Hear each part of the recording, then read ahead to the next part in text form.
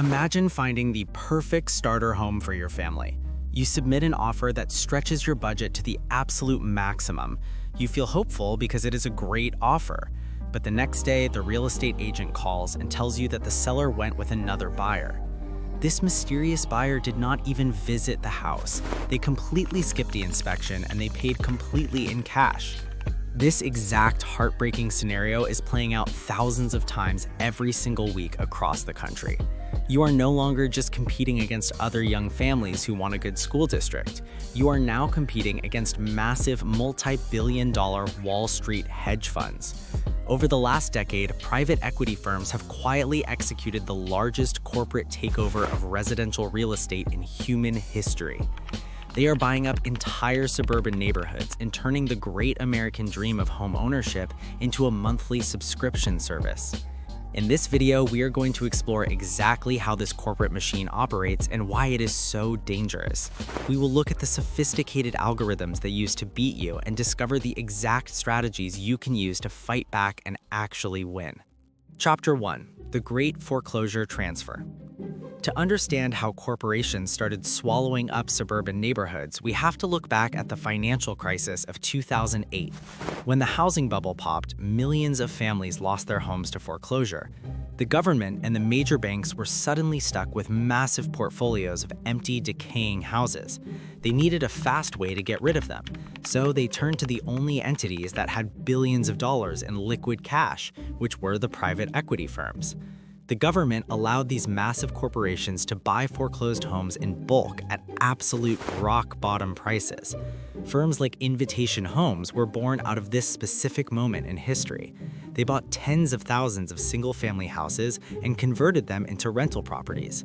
Prior to this event, institutional investors basically ignored single-family homes because managing thousands of scattered houses was considered a logistical nightmare.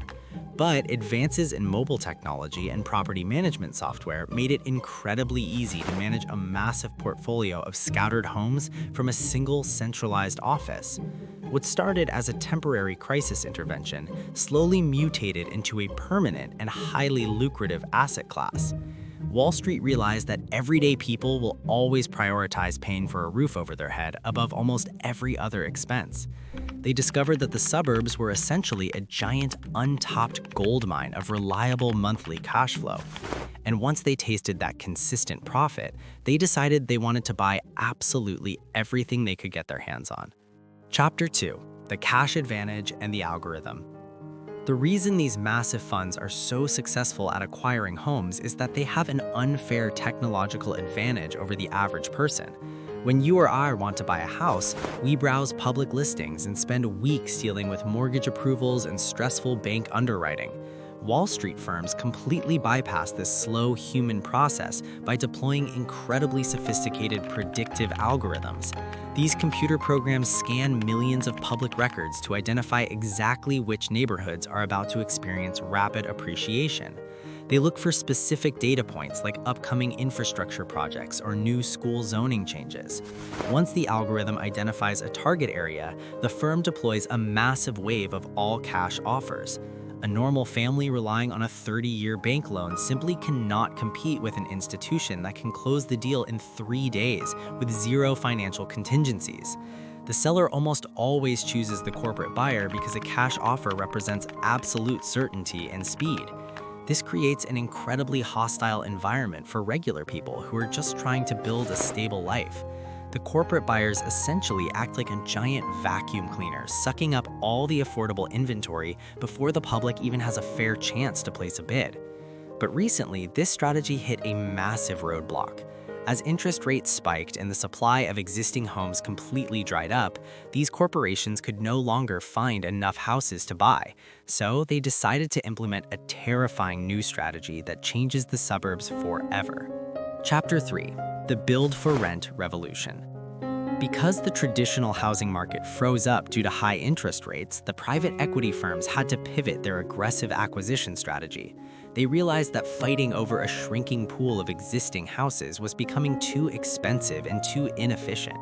Their brilliant and terrifying solution was the build-for-rent revolution. Instead of buying individual houses scattered across different towns, these corporations are now partnering directly with massive home builders to construct entire sprawling neighborhoods from scratch. But here is the critical catch that alters the fabric of society. Not a single home in these brand new subdivisions is actually for sale to the public. Every single house is designed, constructed, and managed strictly as a permanent rental property. When you drive through these neighborhoods, they look exactly like a traditional American suburb with manicured lawns and community pools and beautiful sidewalks. But the fundamental ownership structure has been completely eradicated. This model is incredibly profitable for the corporations because having hundreds of rental homes in one single location drastically reduces their maintenance and management costs. They can hire one centralized team to fix all the plumbing and mow all the lawns. However, this creates a profound shift in the actual culture of the community. A neighborhood of transient renters simply does not have the same long-term civic engagement as a neighborhood of invested owners. It transforms the concept of a community into a highly optimized corporate campus where everyone is just a temporary paying guest. This transition from ownership to renting perfectly mirrors a much broader trend that we see across the entire global economy. It's the steady shift toward the subscription lifestyle model. In the past, you bought a movie on a physical disc, but now you pay a monthly fee for Netflix. You used to buy computer software outright, but now you pay a recurring monthly fee for cloud access. Wall Street is currently applying this exact same highly profitable software model to human shelter. They want to transition housing into a service that you continuously pay for until the day you die. This concept is often marketed to young people as a wonderful feature rather than a financial bug.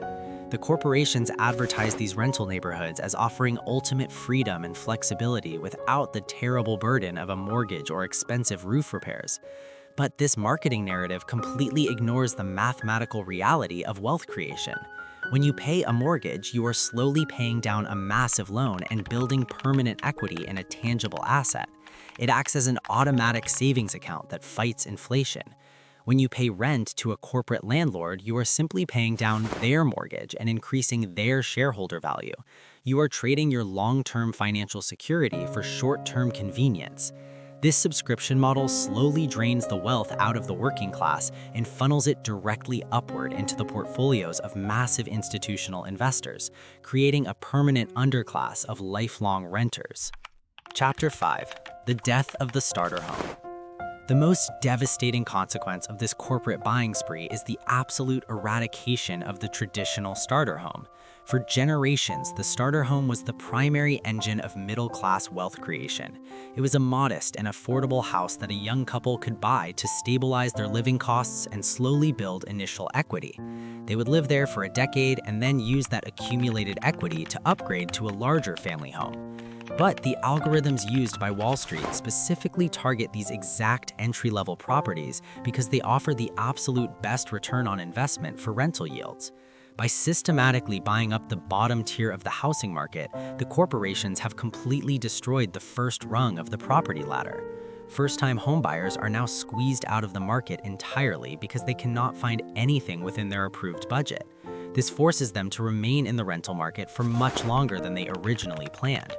As they continue to rent, they are subjected to aggressive annual rent increases dictated by corporate revenue targets. This makes it mathematically impossible for them to save up a sufficient down payment for a future house. The disappearance of the starter home creates a massive and widening wealth gap between the generations. If young people cannot enter the housing market in their 20s or 30s, they lose out on the most powerful compounding wealth-building tool available to the average citizen. Chapter 6. The Legislative Pushback. As we navigate through the year 2026, the overwhelming public frustration regarding this housing crisis has finally reached a critical boiling point. People are furious that they cannot buy homes in their own hometowns, and lawmakers are officially being forced to respond. We are currently witnessing a massive wave of legislative pushback at both the local and federal levels.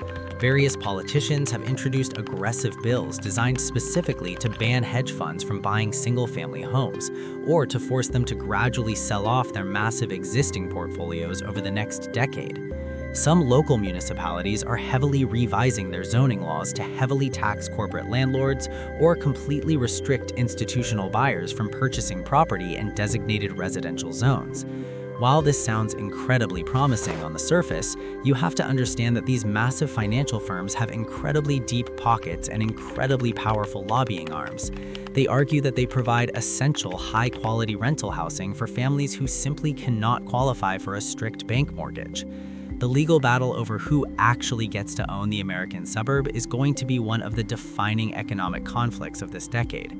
It's a slow and complicated political process, and relying entirely on the government to suddenly fix the housing market is a very dangerous waiting game. Therefore, you can't just sit back and hope that a new law will miraculously make houses affordable again. You have to take proactive steps yourself to navigate this brutal market. Chapter 8: How to Compete with Wall Street. If you are currently trying to buy a house and you feel completely overwhelmed by these corporate giants, you need to change your approach. You can't be